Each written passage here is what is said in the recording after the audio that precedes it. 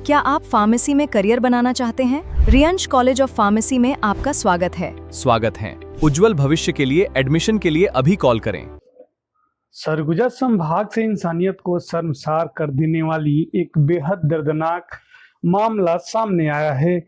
Korea जिले के पटना थाना क्षेत्र में चरित्र शंका के नाम पर एक पति ने अपने पत्नी के साथ हैवानियत की सारे हदें पार कर दी। आरोप है कि महिला के हाथ पैर बांधकर उसकी बेरहमी से पिटाई की, बाल काटकर सिर मुंडवा दिया और चेहरे पर काली पोत दी गई। इतना ही नहीं, आरोपियों ने महिला के सिर पर उसके ही बच्चे से पेशाब कराया और फिर उसे जबरन पेशाब पिलाने का भी आरोप है। इस पूरी घटना का वीडियो सोशल मीडिया पर वायरल होने के बाद लोगों में भारी आक्रोश है। पीड़िता का कहना है कि वह पिछले 1 साल से अलग रह रही थी और 14 जून को उसके पति ने गांव पहुंचकर उसके साथ यह अमानवीय कृत्य किया है। मामले में पटना पुलिस ने विभिन्न धाराओं के तहत अपराध दर्ज कर लिया है, लेकिन 4 दिन बीत जाने के बाद भी आरोपियों की गिरफ्तारी नहीं होने से सवाल उठ रहे हैं। पीड़ित अब न्याय की गुहार लगा रही है और इस मामले को लेकर पूरे क्षेत्र में नाराजगी का माहौल है।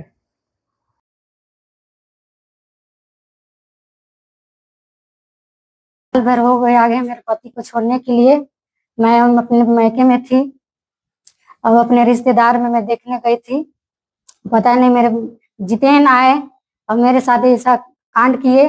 मैं चाहती हूँ कि उससे सजा मिले। क्या कांड किए थे? क्या हाथ पैर पूरा बांध दिए थे पीछे पार से, और बाल भी मोड़ दिए, पेशाब भी पिलाए, सिर में भी पेशाब डाल दिए, मोबिल भी डाल दिए। बोल रहे थे कि मार दूंगा, खत्म कर दूंगा, मोबिल से डीजल से जलाने के लिए बोला था।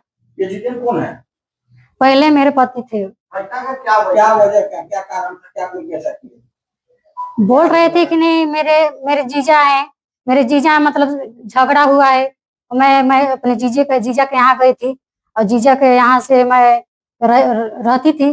बोलते थे कि नहीं कि अपने जीजा को बना लिया है, ऐसे करके मेरे को मार के छोड़ दिए थे। इसलिए मैं साल भर की अपने मायके में थी। कहाँ शिकायत की आपने? पटना में शिकायत भी की, फिर भी 4 दिन हो गए। कुछ करंजी निवासी तारा सारथी का विवाह 2006-07 में रुनियाडीह निवासी जितेंद्र से हुआ था और अच्छे से इन लोगों का जीवन यापन सब चल रहा था। इनके 4 बच्चे भी हैं। बड़े पुत्री की आयु 18 वर्ष और छोटे पुत्र की आयु 7 से 8 वर्ष की है। 1 वर्षों से पारिवारिक कारणों से इनमें थोड़ी सी मतभेद रही है, जिसके कारण ये लोग अलग अलग रह रहे थे। इसी बीच तारा जाती है अपने एक रिश्तेदार के यहाँ और किस शंका पर जितेंद्र को कुछ प्रकार का शंका होता है। जितेंद्र सीधे पहुंचते हैं पंडोपारा कटकोना, और जहां पर जाकर के ताराबाई के साथ इतनी बेरहमी से और इतने निर्मम तरीके से मारपीट करते हैं। पहले वो उसका बाल को काटते हैं, बाल काटने के बाद इनके बाल का मुंडन करते हैं, बाल मुंडन करने के बाद इनके सिर में मोबिल और डालते हैं, कपड़ा पूरी तरीके से फाड़ दिया जाता है। और अंतिम जो घटना रही है, जो सामाजिक जीवन को शर्मसार करने वाली घटना है, और मैं इस बात को दुर्भाग्य मानता हूं कि अब तक पुलिस प्रशासन की ओर से अपराधी को स्वतंत्र रूप से छोड़ दिया गया है। ये कितना बड़ा दुर्भाग्य कि 4 बच्चों से और स्वयं पेशाब करके एक महिला को पेशाब पीने पर मजबूर करते हैं। आज उसको न्याय देने वाला कोई नहीं है। ये पीड़ित परिवार जब मेरे पास आया तो मुझे लगा कि मुझे न्याय के लिए आगे बढ़ना पड़ेगा। इस आशय की शिकायत पटना थाने कोरिया जिले में हुई है, जिसमें केवल 4 धाराएं लगाई गई हैं, जो चारों धारा जमानती हैं। इस आशय का शिकायत मैंने गृह मंत्रालय, राष्ट्रीय महिला आयोग, डीजीपी छत्तीसगढ़ सहित मुख्यमंत्री कार्यालय सबको प्रेषित किया है, वीडियो भी भेजा है, और मैंने ये मांग भी की है कि ऐसे लोगों को तत्काल फांसी की सजा दी जानी चाहिए।